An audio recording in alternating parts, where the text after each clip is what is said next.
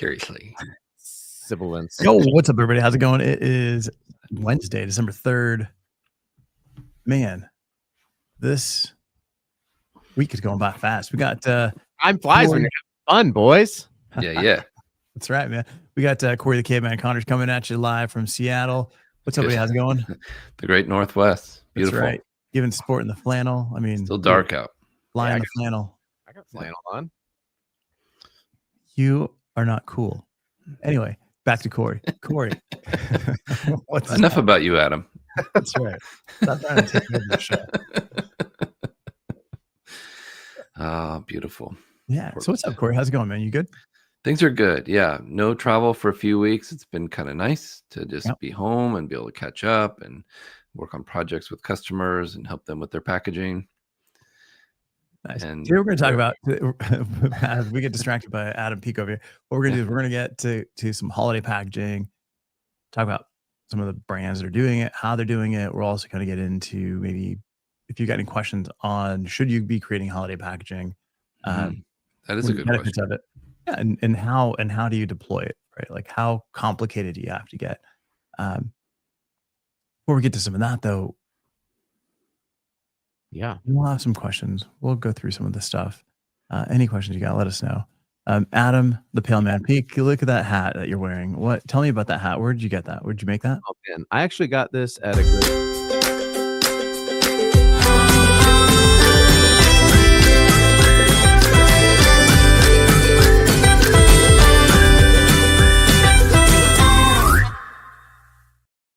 Most about it is the flexibility of the hat. What's up, Gene? How's it going? Hey, Gene. Look, so it has flaps and it can go up. I get it. Nice. Nice. Oh, look at that. Whoa. It really helps keep back to normal. Keep the it gets cold here in Utah, so this hat is really quite snowing there yet? I heard. Yeah, it's snowing today actually. Wow. So yeah, is that better? Sounds perfect. Way better. Yeah, thanks. So today we're going to talk about the holiday packaging. Throw up some questions if you got any on holiday packaging. I know, like Hugh, that is my holiday packaging. Yeah, I know, like Hugh, you've got all the maple syrup stuff. Like, do you guys do any holiday packaging? Do you do any holiday specific labels, hang tags, boxes, that kind of stuff? I just ordered one yesterday. Labels are packaging. Holiday packaging can be labels. Thanks, Avelio. I appreciate it. No, it can't. But it could be an accessory. Yeah, Butternut Mountain Farms does a snowman shaped bottle with a stocking cap. It's really cute. It's a 12-ounce bottle of maple syrup from the great state of Vermont. Oh, that's awesome. So it's like a Miss Butterworth's. Yeah, I bought a few of them. My wife loves snowman designs and things like that, so I bought her one. Don't tell her if you're listening. Wow, it's a surprise. That's why she loves you. You got the snowman body, right? That's right. That's right. Yeah, it's all the roundedness. This is a Richard.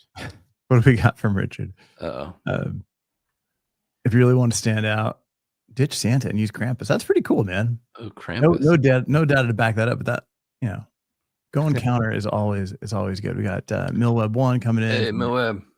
And he's a big time deal on TikTok. Yeah, millions of followers there. He does. You do the video, the camera over the top, right, and like the folding up of the signs. He prints signs, yard signs, and vinyl signs for businesses. So yeah, reach out to him. He's a great guy. Milwaukee. Yeah.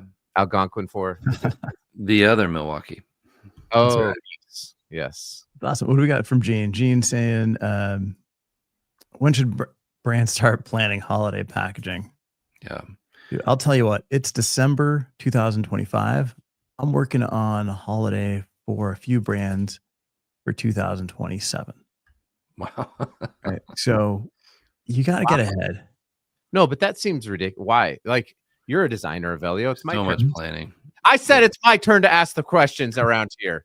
So you're a packaging designer. You host a Packaging Design Unboxed podcast. What is the reason to start designing packaging 2 years earlier? And I ask this because trends happen so fast. They just how do you start to design a package now for something that's going to happen in 2 years, and you don't really know? You must use your crystal ball. Yeah, how do you do that? Yeah, great question. So you. you said a key term here. You said trends, right? So if you're a leading brand in any category, the last thing you want to do is worry about trends. You want to just focus on what it is that you're delivering and who your customer is and what's going to stand out to them. You've already planned, right?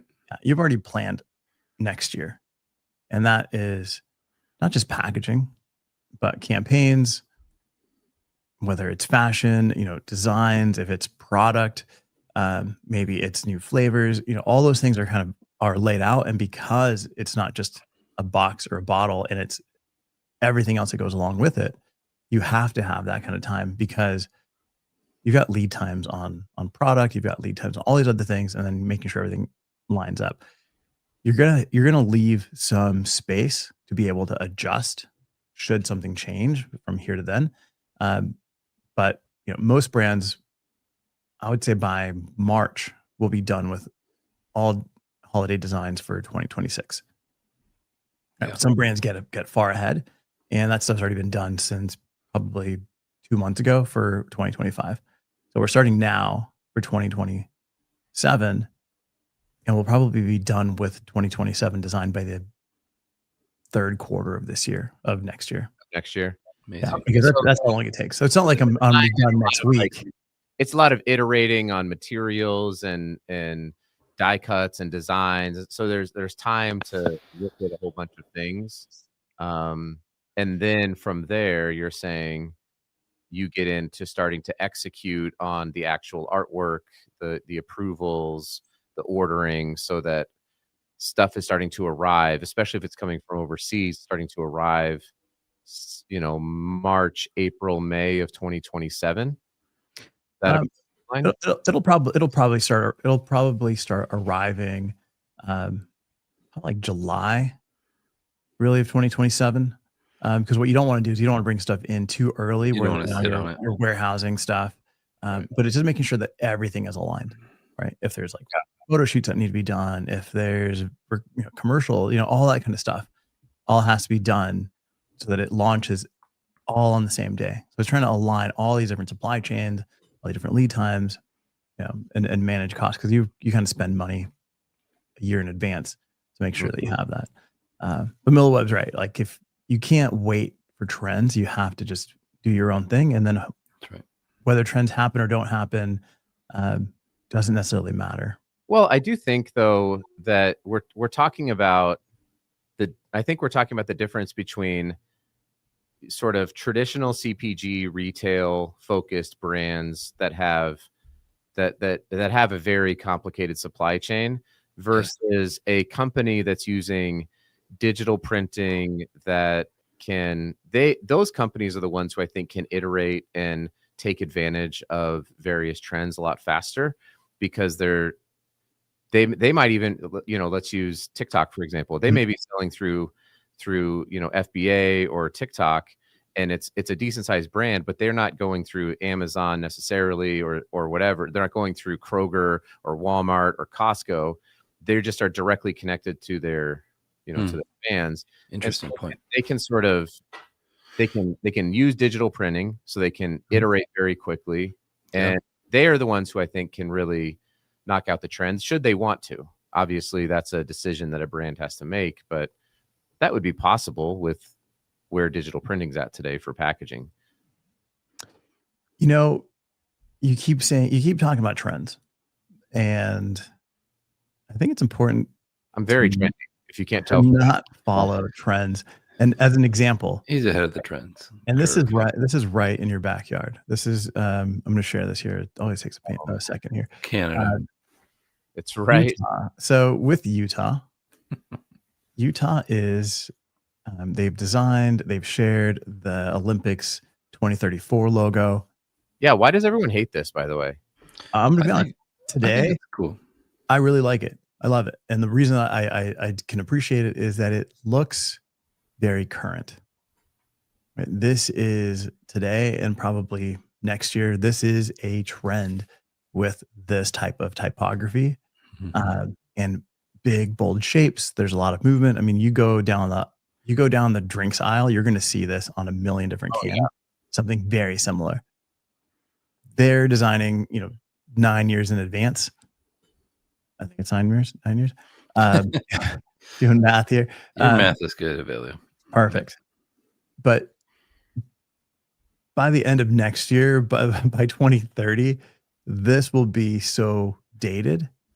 And I think that that's the biggest issue, right? Is Yeah. that because it's so on trend for today that it's just going to be dated quickly. But it may not. I mean, It obviously, will be dated. trends You're not listening, Adam. It will be. trends are cyclical. I mean, Yeah, but they're not exactly the same. well, we don't know what's going to happen We at night. do know. That's why we have this show. Oh, that's right. We're telling everybody because we know everything. Right. Think about the fact. I think about the fact that my son is 10 years old and is very proud of his mullet. And, I thought mullets were hideous in the 80s and 90s when they were, you see people with it just, there's a cyclical nature to these things. And so, and Utah can obviously change their Olympic logo. I didn't understand what all the uproar But was. today's mullets are different than the mullets of yesteryear, right? Like, Oh man. But look at Bring back the rat tail. That's the time. This looks like the old Jesus sign that you had to squint to read. I don't know. Oh yeah, he's talking about the wood. It's I know what you're talking about. brown and black. It's really neat looking. Yeah. Thanks for pulling it. That's why we're doing it here in Utah. Right. So all right. So with Gene, he's saying he's designed 3 logos this year that look just like this logo, right? And that's and Gene's a great designer, so he's got some pretty good insight. As soon as a trend is classified as a trend, it's no longer a trend; it's a step and repeat, right? So everybody start doing the same thing. Yeah. That's it. Yeah. No one's doing 6-7 anymore, are they? Oh my god! When we're tired of it, it's terrible. How long will that last? Oh my gosh! I think it's already done. Yeah, it should have been. Doesn't it seem like the trends when we were younger lasted longer? Yeah, but we were dumber. That's true. I think it's maybe because without the internet, stuff like that, like you didn't have it. Yeah, that's You didn't have a constant cycle, daily, hourly, almost. It's pretty crazy how stuff still traveled across without social media and without the internet. How trends would just sort of 89. I mean, yeah. I mean, Avelio grew up in Italy and Hawaii and Japan, and he and New York and Chicago and Texas. Yeah.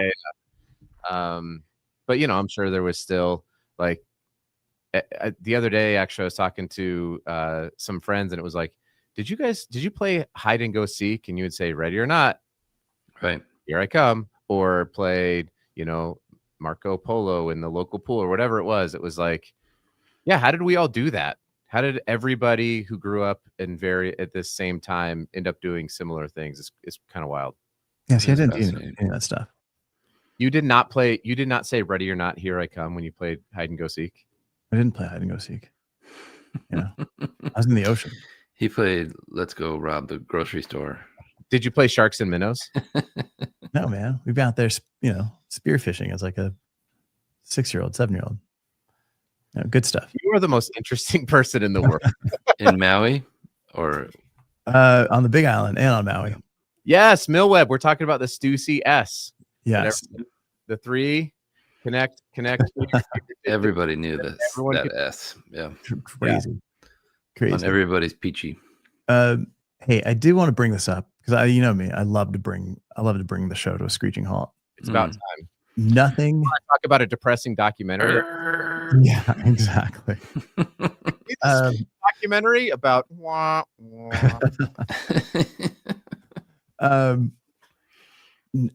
nothing says ready or not, here I come, that's what the holidays like layoffs.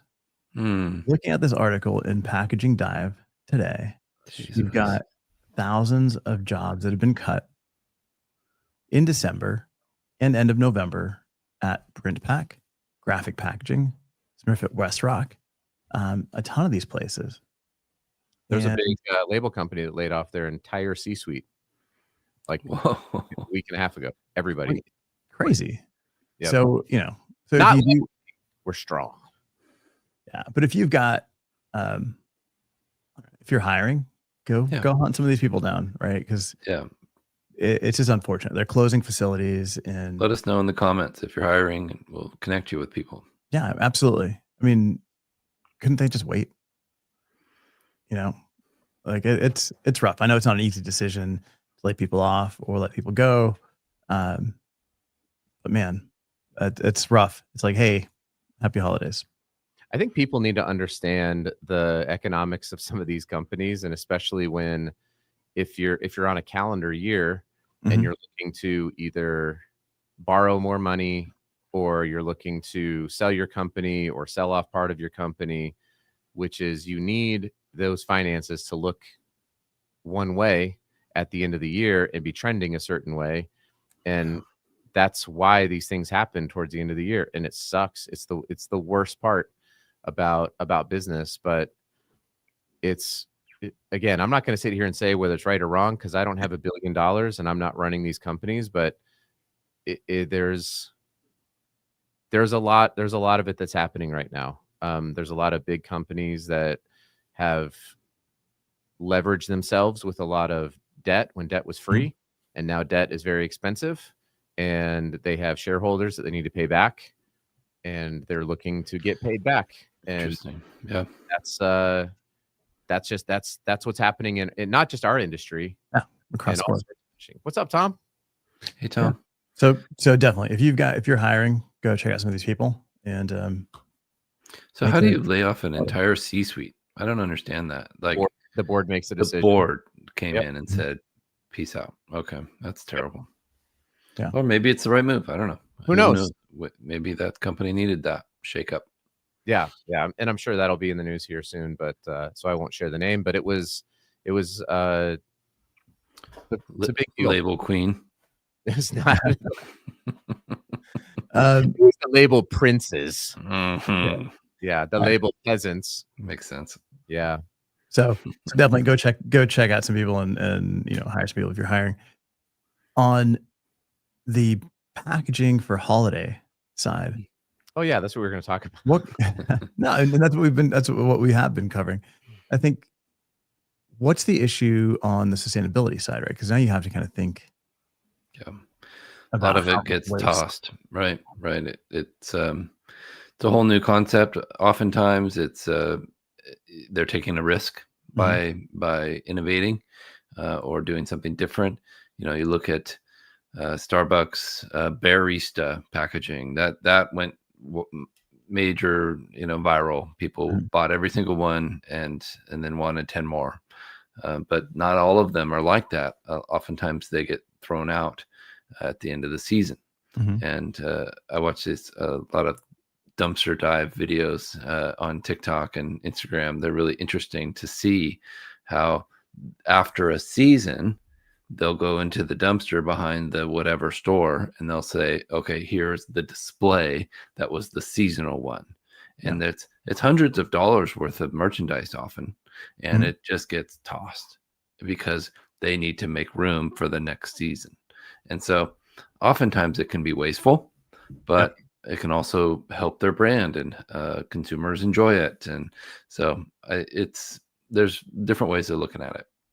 Yeah, I know for us, like one of the things that we do is we'll look at, we'll kind of forecast quantities and have an idea of what to expect to sell. But then let's say you're producing one particular product for everyday packaging.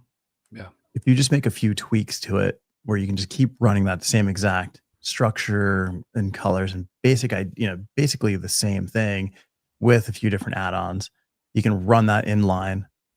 Once you're done running that, you go back to running your everyday stuff. And then when you run that in the store, you just run it till you run out. The goal is to, probably go through like mid-January with that packaging, with the holiday packaging. And then not have to throw them away. Right. Yeah.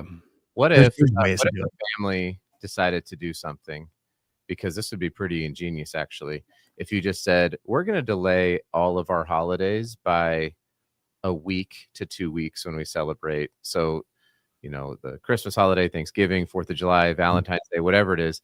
And you just waited till everything went on sale.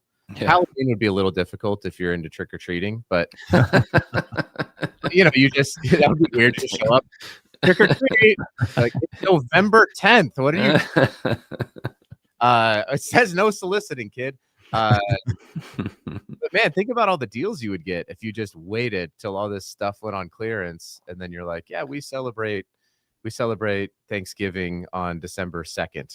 It's like a lot of people do that. They buy this stuff, afterwards. And that now they have Christmas stores, like they had the Hollywood or the Halloween seasonal store, the Spirit. Yeah, now they have Christmas Spirit stores coming out. So these will be just for this season. They'll be moving into all the closed corrugated plants. Yeah, exactly. And all the retailers that didn't survive, Yeah. Hey, that's going back to your trend. Wow. Take. This is now becoming a trend. Jeez. Now it's dead. We're recalling back to trends. The thing with like one of the most popular videos that I released on Packaging Unboxed for 2025 was the 2025 packaging trends. Great, that's awesome.